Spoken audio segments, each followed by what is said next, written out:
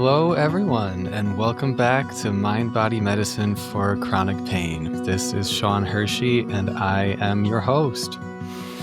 Welcome back.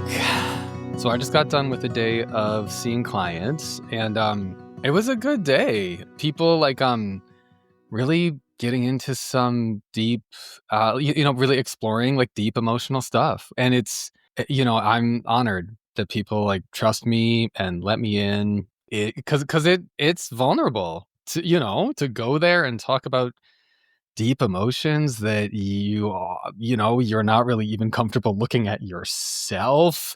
It's really an honor to be let in that way. So cool day of work. And now I am sitting down to record this with you, so it'll be ready by Sunday. And we are talking today about talking to others about TMS. That is our topic.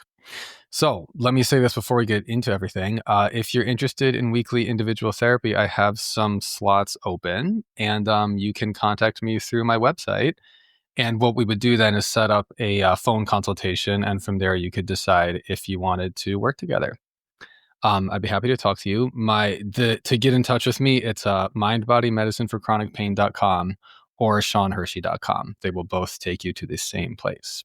If you're enjoying the podcast, please follow, rate, write a written review. That would be awesome. Much appreciated. If you're enjoying it, it helps people. It helps people find this stuff. Speaking of talking to others about TMS, we're trying to spread this word around so people know that this exists and people with chronic pain know that it is possible for them to heal. Also, if you want to follow me on Instagram, it is at @mygaytherapist, and you can certainly do that, and I'd be happy to have you along with me over there. Okay. So let me start with this. I re-listened, as the episodes come out, I re-listen to them when they come out to see how does it sound? How did it all turn out? And I do want to tie up the loose end from last time, talking about working with my TMS therapist, Liz Wallenstein. I know I made this clear enough in that last episode, but I just want to drive this point home so it is super obvious and there's no question mark about this. When I was working with her, and she really helped me patiently attune to my true self, she really helps me with that, and that was what our work was about. My hip pain decreased significantly with the insights that I made. Significantly. I went into that bad hip pain basically every day. It's a long process. It was getting better, then it was worse, then it was better, then it was worse. I was in a phase where it was not good, and that was an invitation to do this work. And truly, as I know why the pain decreased. It's obvious to me. I'm sure it's because the insights I made in my own therapy led me to be much more attuned with my true self, and thus it opened the door for me to be much more compassionate to my true self, and to stop seeing my true self or my true nature as bad or as threatening. So I want to make sure that is clear. Doing this work will lead to results. When it comes to chronic pain, it will. If you have not listened to the previous 3 episodes, we did the psychological work, the emotional work, and the work of patiently attuning to your true self. Those are the 3 pillars of this work. And they work. They will give you results. It certainly has for me. And that is how it goes. I have a nervous system. You have a nervous system. I have a brain. You have a brain. We're different. And yet, the same basic things when it comes to treatment, the same basic things apply to me and my brain and nervous system as apply to you and your nervous system. We just have to find the version of this that fits precisely for you. But it will be some version of those 3 things. I am confident in that. Fully confident in that. Okay, so let's get into talking to other people about TMS. So, how do you tell someone that their chronic pain and their chronic symptoms, their back pain, their neck pain, their shoulder pain, their knee pain, their IBS, their fibromyalgia, their sciatica, their pelvic pain, their migraines, neuropathy, skin conditions, long COVID? How do you tell people? I'm Catch my breath after reading all those scary things. Whew. How do you tell people that these symptoms are actually mind-body symptoms and that they are curable? That's our topic for today. Okay, so speaking of long COVID, I want to take a little detour to talk briefly about long COVID, especially in the spirit of how do you tell people about TMS, because this is a very hard example, and there's so much medical misinformation about COVID. So I want us to get into talking about that because, this is a hard one. Okay, so COVID-19 is a highly contagious disease caused by a virus.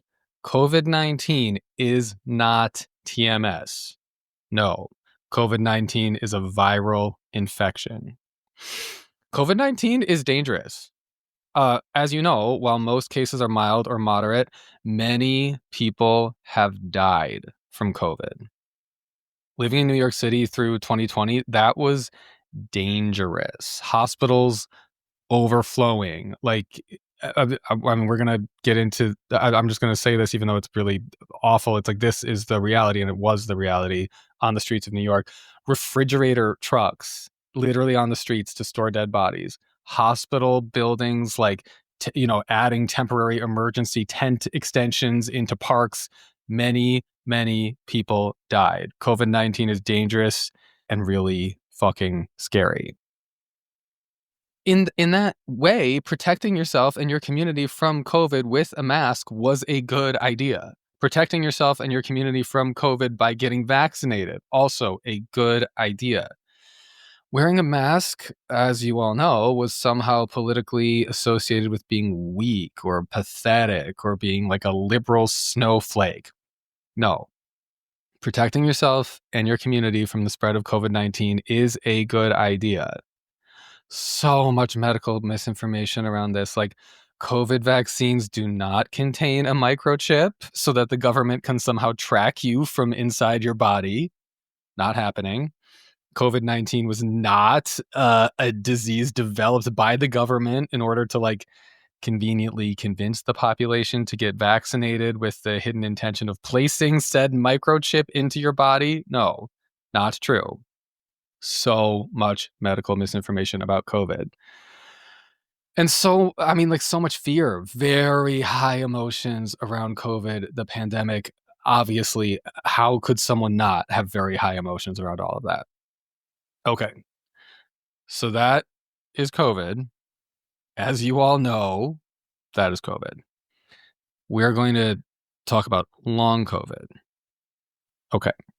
Some people who recover from severe cases of COVID have long-term scarring of the lungs or damage to internal organs. That happens, and that is not TMS.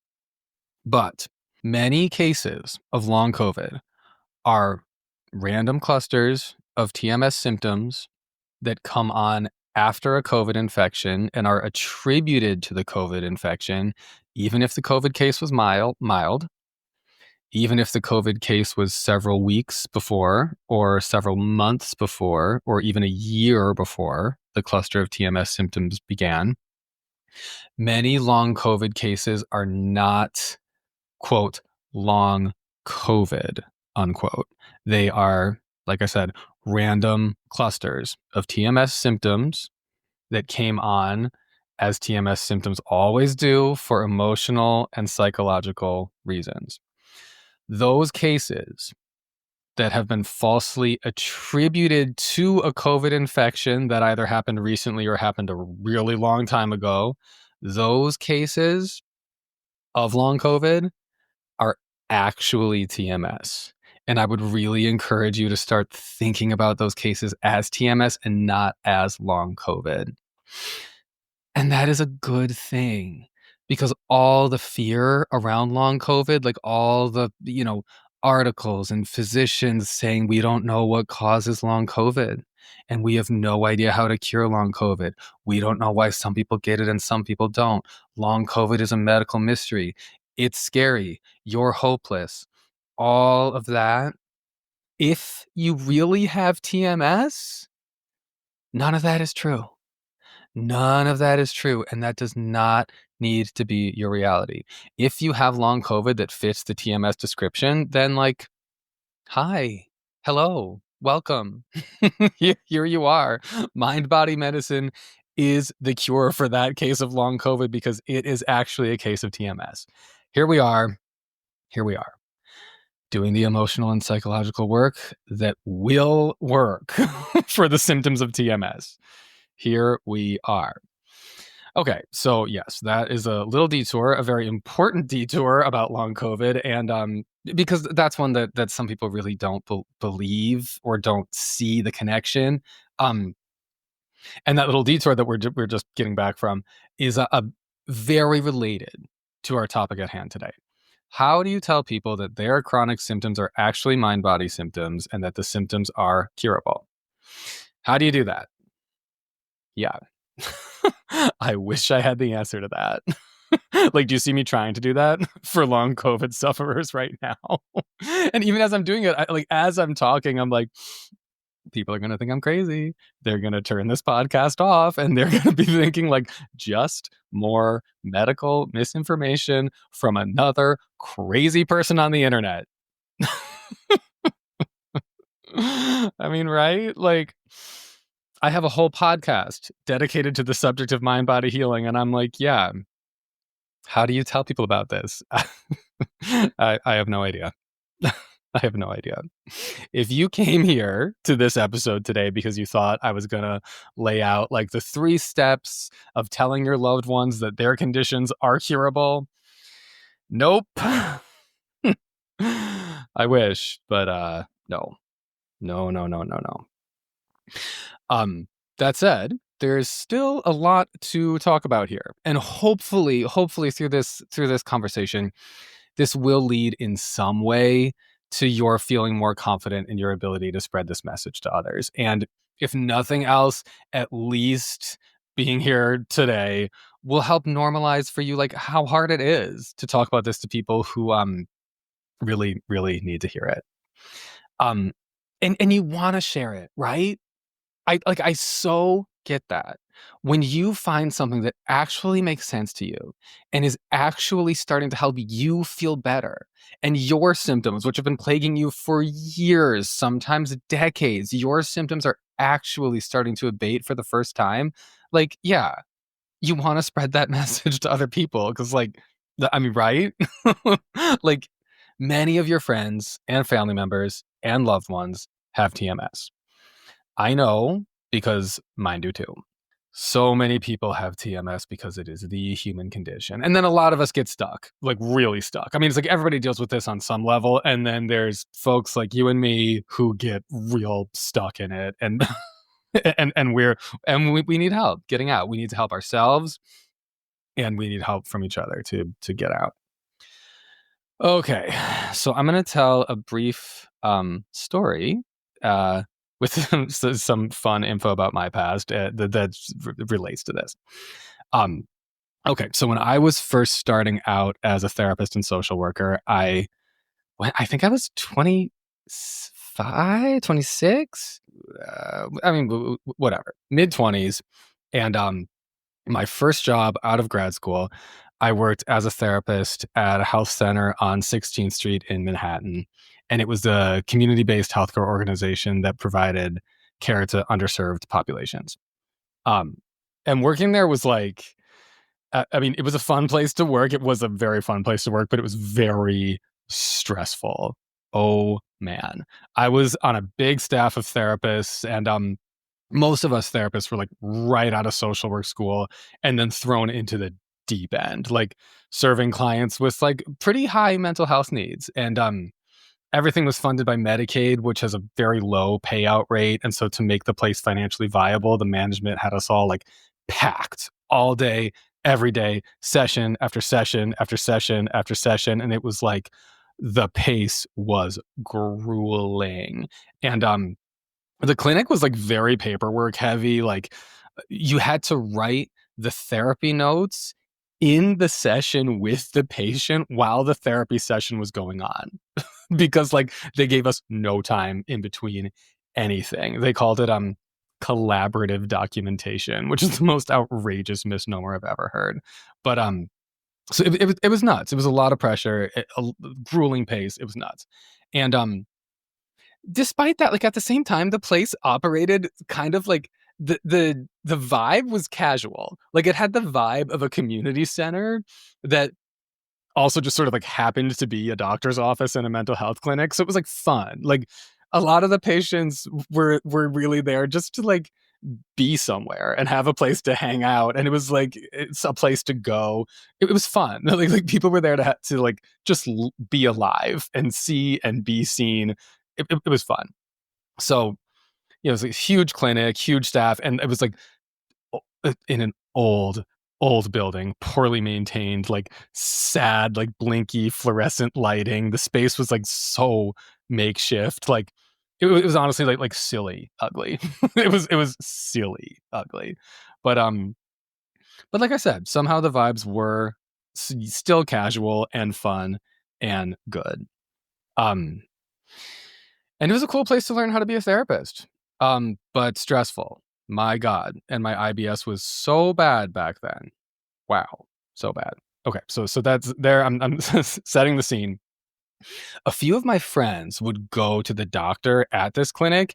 This was the kind of place that, like, at that time, I wonder if it's still this way now, but this is the kind of place that, like, at that time, if you were to Google, like, cheap STI testing NYC or like pregnancy termination NYC, like this would be the place that would come up first. And so they served like a lot of people, including people I knew.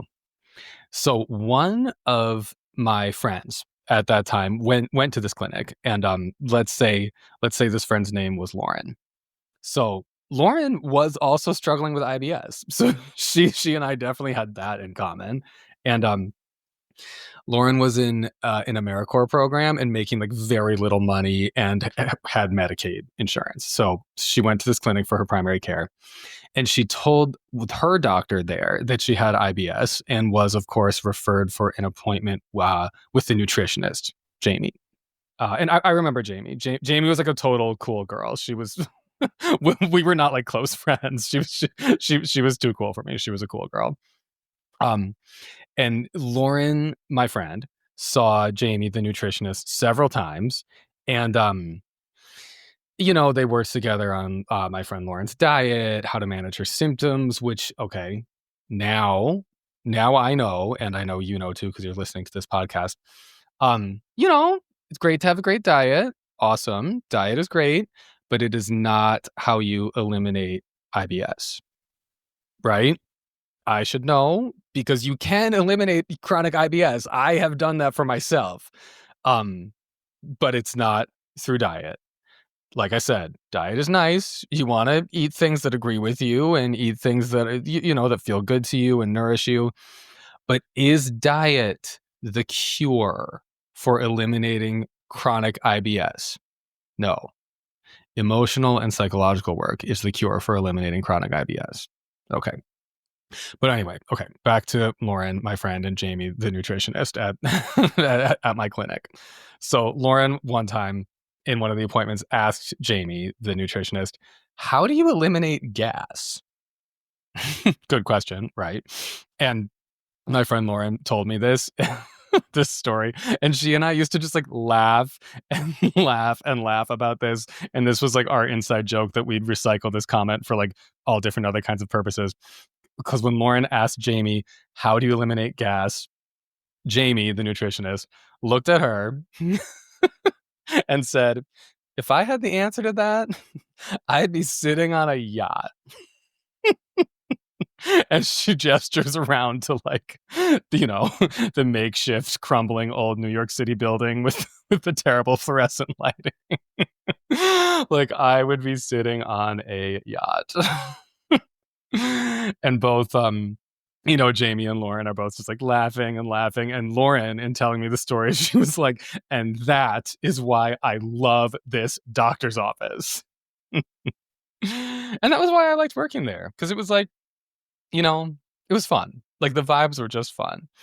But let's get to the serious part of this.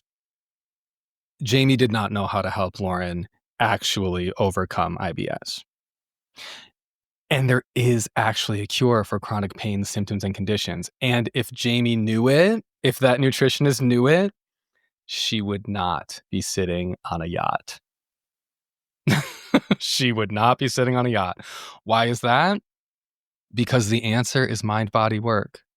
And people resist mind-body work, and they do not believe mind-body work will help them. So in this world of mind-body healing, it's not that. It is not that. Why? Because people resist mind-body work, part one. And part two, they do not believe, they don't believe it. They don't believe that mind-body work could work, and they don't believe that mind-body work could help them. That is why it is hard to talk to other people about TMS, because one, people resist this, and two, people do not believe it. So let's talk about resistance, because this is important to understand both for you yourself in your own journey and in your desire to talk about it with other people. It's important for both. Because when you understand TMS theory, the resistance and the lack of belief actually make sense. So let's make sense of it. Dr. Sarno said that, now I forget the exact number, but he had an exact number. He had an estimation. It was like 10% or 20%. Some of you listening probably, you may know, because you've done your research. You may know the exact number. If you do, I'm like, let me know. DM me on Instagram or send me a message through my website. Let me know. But Dr. Sarno said that it was maybe 10%, maybe 20% of the population is ready to accept a psychologically based diagnosis. Low percentage. I would say, my estimation, I mean, that was several years ago that he was writing and practicing. I would say that's changed. My theory would that it would be a little more than that, but it's low. It is low. Dan Buglio, this really got me. Dan Buglio said on one of his videos, and if you don't know Dan Buglio, he comes out with a new mind-body healing video every day, which are great. Look him up. He's on YouTube. Dan Buglio's sister has severe mind-body issues, and it's clearly TMS. And she doesn't believe Dan Buglio that emotional and psychological methods can help her. And when I heard that, it made me feel better about, like, but my dad, for example, who has severe TMS and doesn't listen to me. So yes, we're making sense of this. Why are so many people so resistant? Let's go back to something we talked about in the emotional work episode of this podcast. If you haven't listened to that, if you're curious, certainly you can go back and listen to that. But we're going to go back to one of the concepts from the emotional work, which are different theories behind why emotions would cause chronic pain. So first and foremost, always pain is a danger signal. That's not really like a theory. That is just like an established fact. That's like a known fact. Pain is a danger signal always. So what follows from that is that, like, since pain is a danger signal, if there are emotions that are rising inside your consciousness, and emotions that your conscious self does not want to feel, emotions that your conscious self does not want to acknowledge, does not want to process, does not like. We all, I mean, I think it's fair to say we all feel this way. Who wants to feel extreme sadness? Who wants to feel devastation? Who wants to feel humiliation? Like, people don't want to feel this stuff. Those emotions you don't want to feel pose a threat to your conscious self. And those emotions, as they rise, will cause a danger signal in the body in the form of pain or symptoms. And so then you end up not experiencing the fullness of your emotions, like they stay out of full conscious awareness, because rather than experience your emotions, you end up experiencing the physical symptom or the physical pain of the danger signal. So that all totally makes sense. That, yep, here we are. And then there are theories behind this. Like, here's a theory that Dr. Sarno posited, that pain is a psychological defense mechanism, much like denial or compartmentalization or intellectualization. And the theory is that pain symptoms exist to actively distract you or divert your attention from your emotional life, thus protecting you so you don't feel it. So that theory is basically the same idea. It's it's the same idea that as an emotion rises, your body responds with pain or symptoms as a danger signal. It's the theory of the defense mechanism is just that like maybe that process is possibly potentially a little more active. Like it's the brain and body are like actively protecting you by creating this psychological defense mechanism. Another theory, which this totally makes sense to me, is that your body feels the emotions as pain or as symptoms instead of you feeling your emotions as emotions. And like this relates to like the first law of thermodynamics, which is like energy is neither created nor destroyed, it is just transferred. So rather than feel your emotions as emotions, your body feels the emotions as pain or as symptoms if you're not feeling them emotionally. And as we talked about in the emotional work episode of this podcast, like when Dr. Howard Schubiner, who's like a towering figure in this field, when he was asked like which is it? Which theory is true? What's happening? What he said was, I don't think there's any way to know. But that said, no matter which of these theories is true, they all make sense. And the solution is the same. If you feel your true emotions and you work on letting go of the fear of your emotions, that will calm the pain signals, and that will neutralize the sense of threat that accompanies emotions as they rise. That will eliminate the need for a psychological defense against your emotions.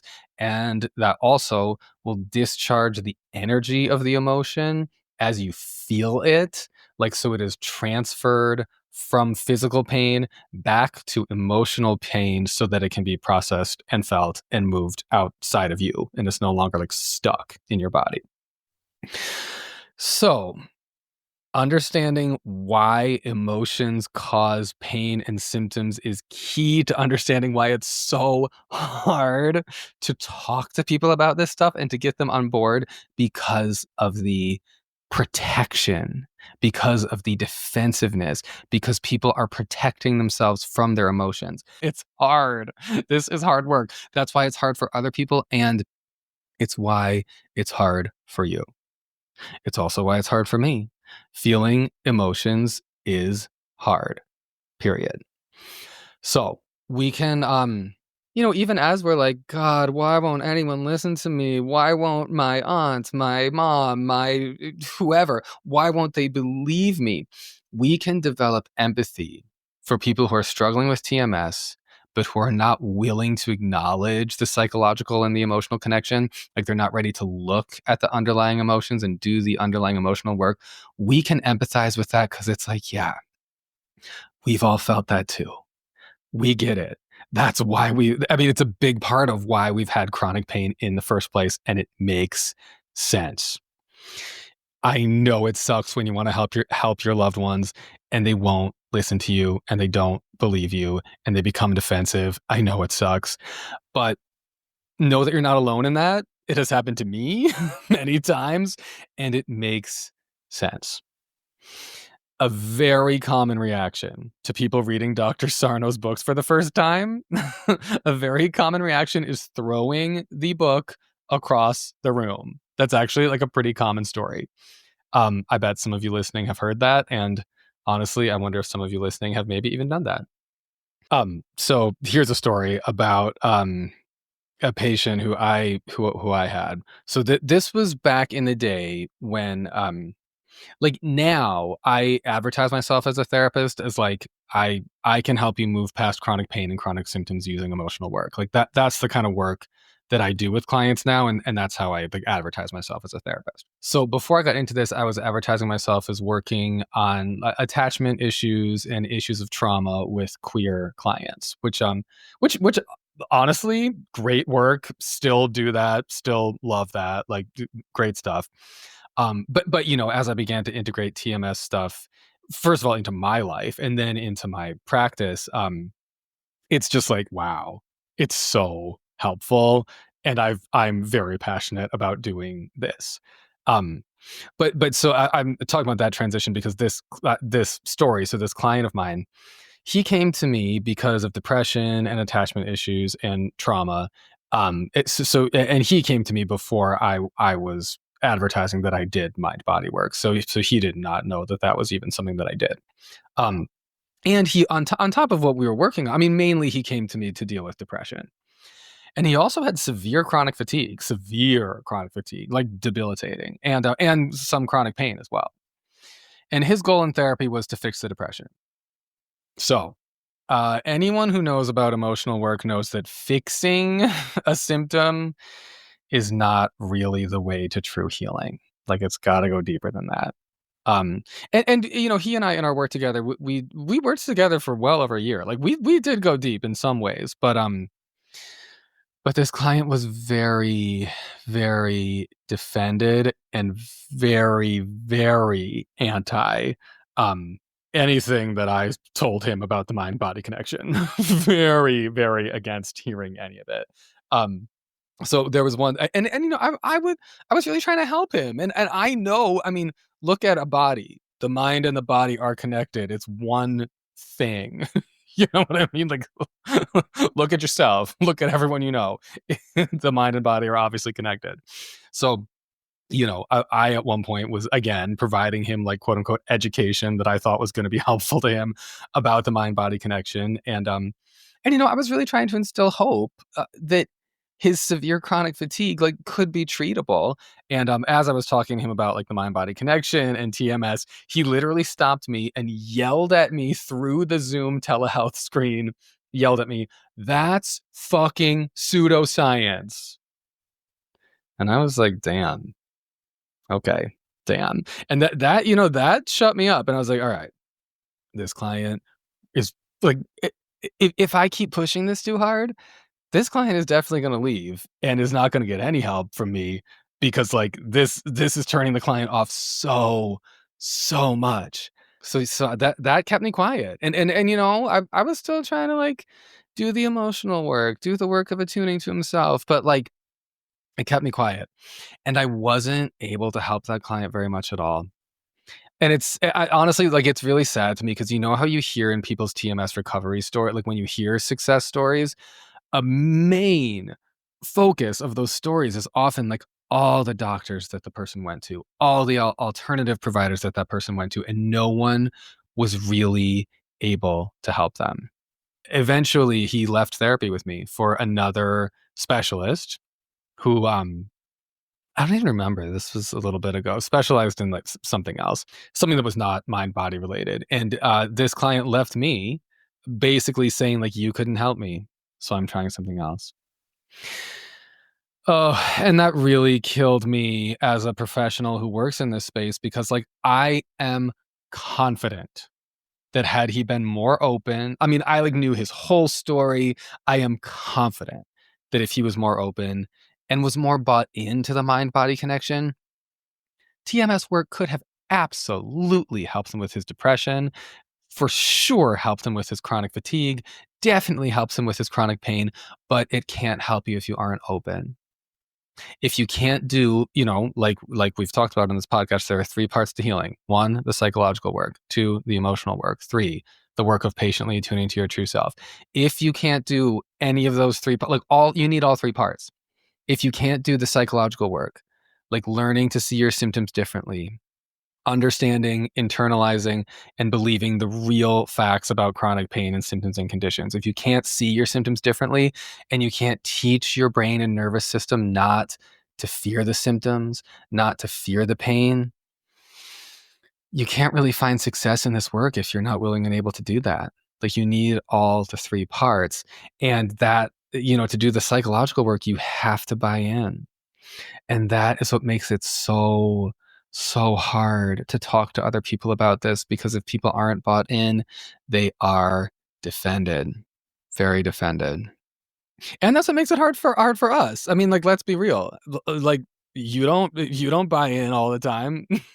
There are times where I have doubts. I've had so many doubts on this path. And still to this day, sometimes I'll be like, what if it's all bullshit? Literally, I'll still like I will still think that sometimes. And then immediately I'm like, Obviously, it's not. I mean, my IBS, like, come on now. My hip pain has gone down so significantly. Like, I can do so much more than like.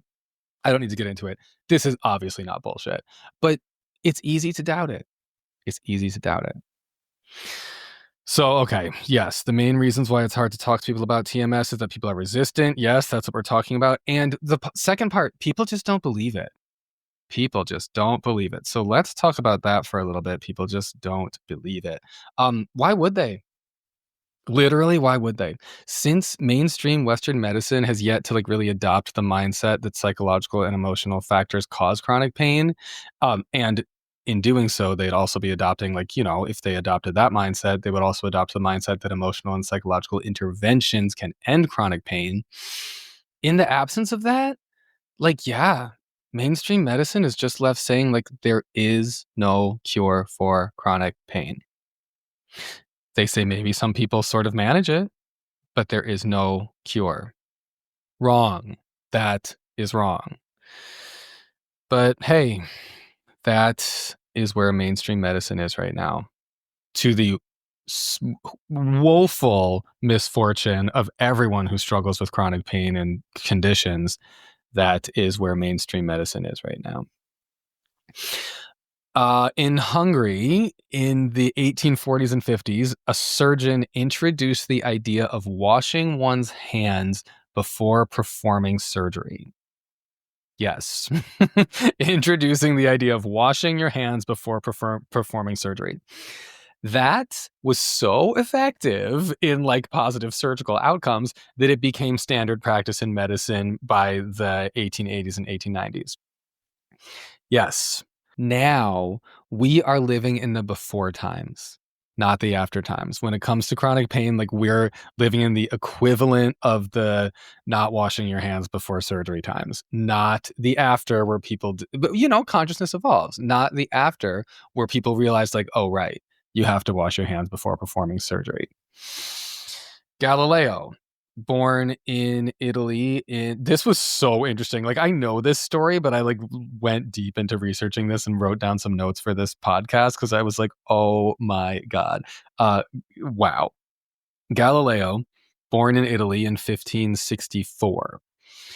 He became, as many of you are probably familiar, he became an astronomer and a physicist, and he was the champion of a quote unquote new theory, which is heliocentrism. That means the theory that the sun is the center of our solar system and everything revolves around the sun. We know this now, not as a theory, but as a fact, right? That's just obviously a fact. But at that time, however, people resisted that fact so vehemently because the predominant view was that the earth was the center of everything and that everything revolved around the earth. That was wrong. But people resisted that so vehemently that Galileo was not executed, which I don't know. I just sort of thought that was the end of that story, but it's not.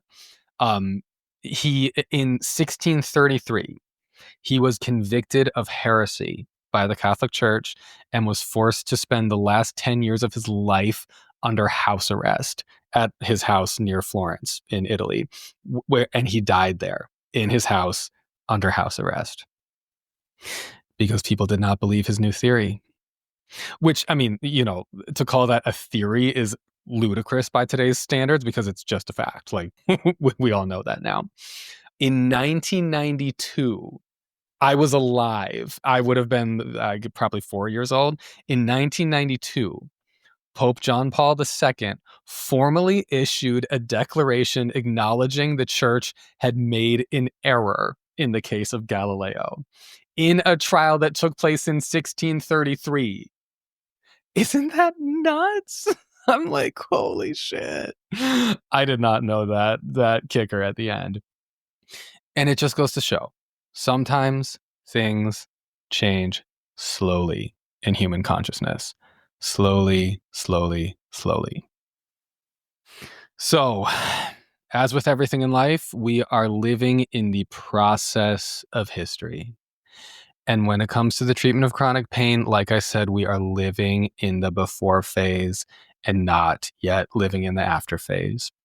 We're still in the before, like before mainstream medicine understands truly how to treat chronic pain. We're living in the before, not the after. And yes, I know it's like, it is 2025, it is the modern era, and yet here we are, before, not after. I guess what you could actually say is that we're living in the during, like before, during, after, because this is changing. It's not like this information is not out there. This is changing. I mean, look at me, look at you. Here we are. We know what's going on, or at least you're open. At least you're open to thinking about what's really going on. Oh, so some people are open.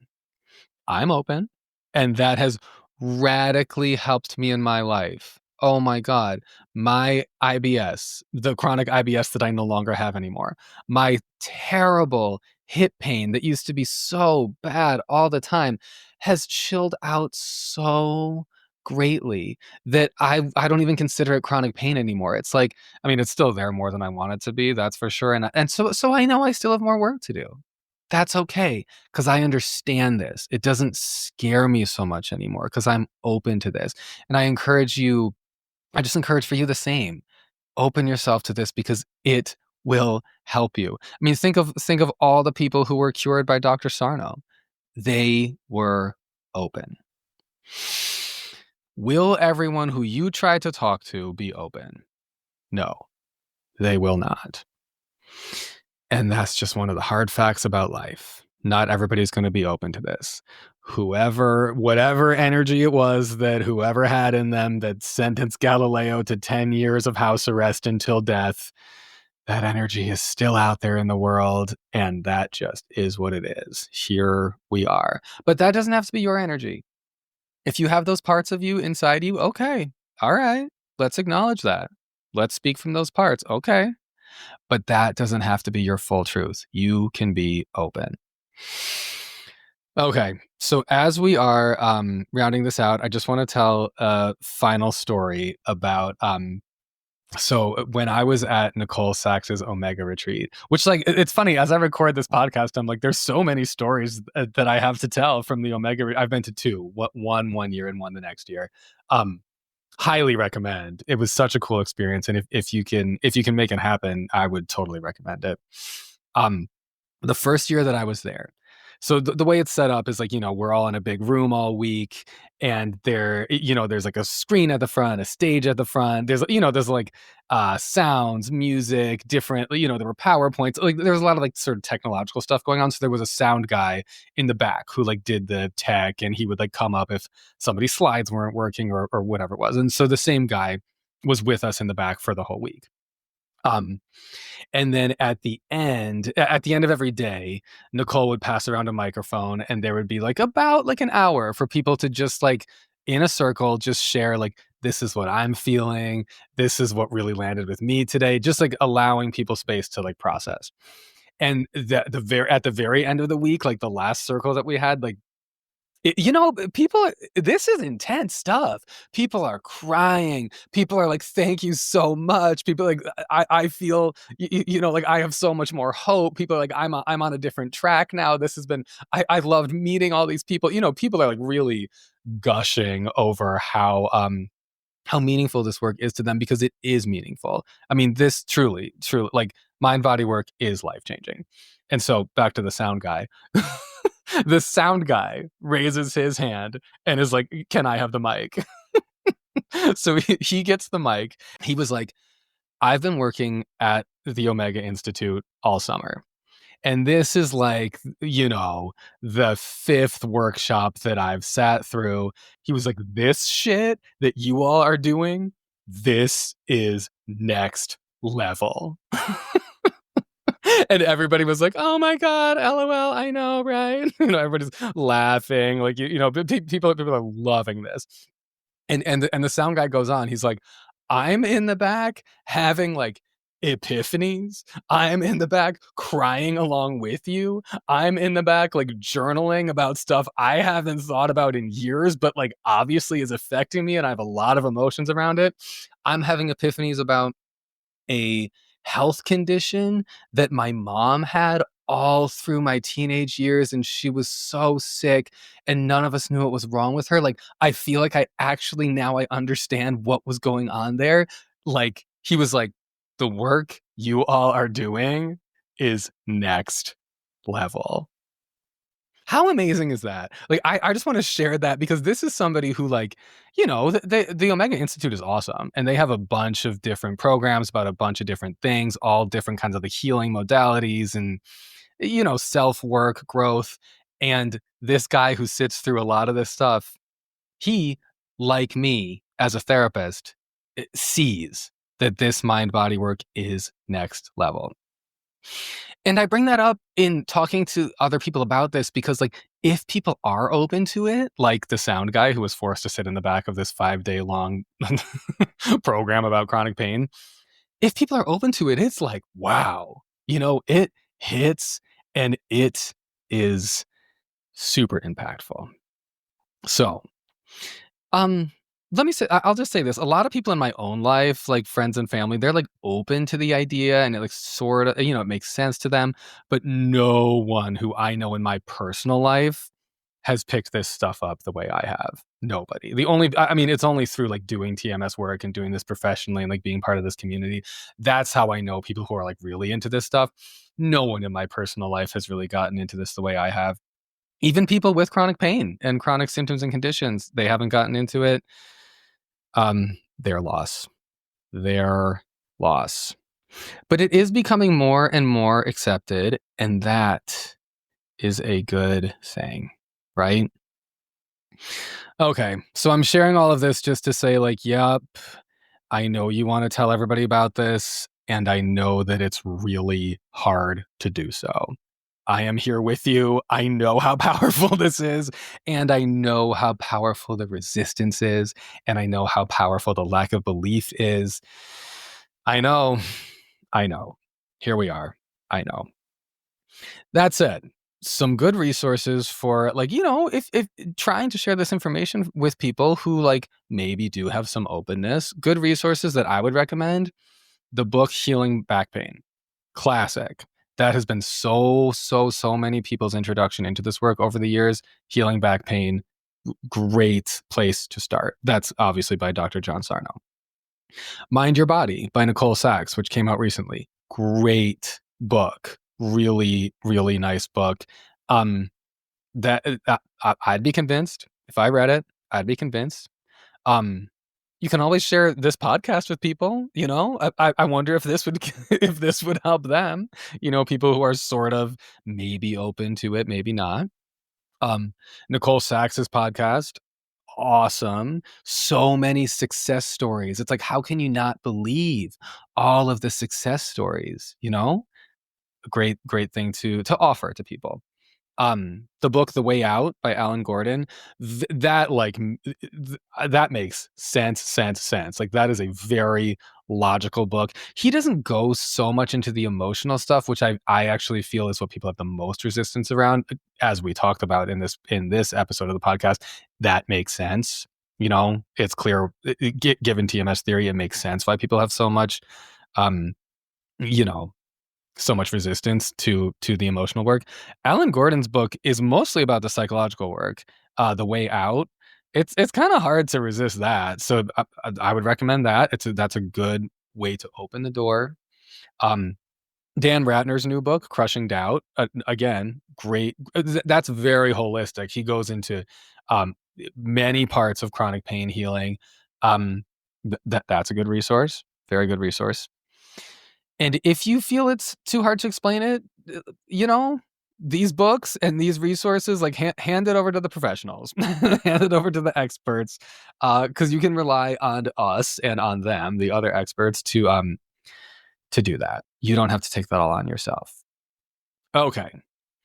So just to round this all out, back to if I had the answer to treating chronic pain, chronic symptoms and chronic conditions included, I'd be sitting on a yacht. Honey, no, you wouldn't. No, you wouldn't. So don't put the pressure on yourself. to like spread this to everyone and have them not be resistant and have them believe you and have them get it. That's too much pressure. Don't put that pressure on yourself. I'm not going to put it on myself. You don't have to put it on yourself. You do you. You can lead by example. Don't try to fix others, and don't try to fix other people's problems for them. Other people have their journeys. Let them live their journey. And at the same time, like slowly, we are spreading the word. You are, I am, everyone who's part of this, we are spreading the word, and we are we're elevating the human consciousness around how to heal from chronic pain. And that is huge. It's huge.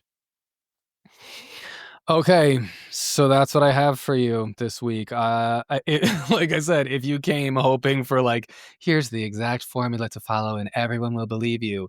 Nope, that's not real. That's not how life works. If I did try to offer you that, I'm sure you would try it and it would fail and you'd be like, well, shit.